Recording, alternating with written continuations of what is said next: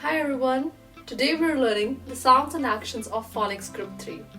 Are you ready? Let's get started. This is G. G. Goat. This is O. O.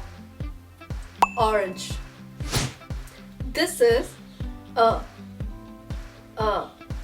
Umbrella. This is L. Leg. This is fish. This is bat. Great job everyone, you've practiced all the sounds and actions of Phonics Group 3. Keep practicing every day. See you in part 4.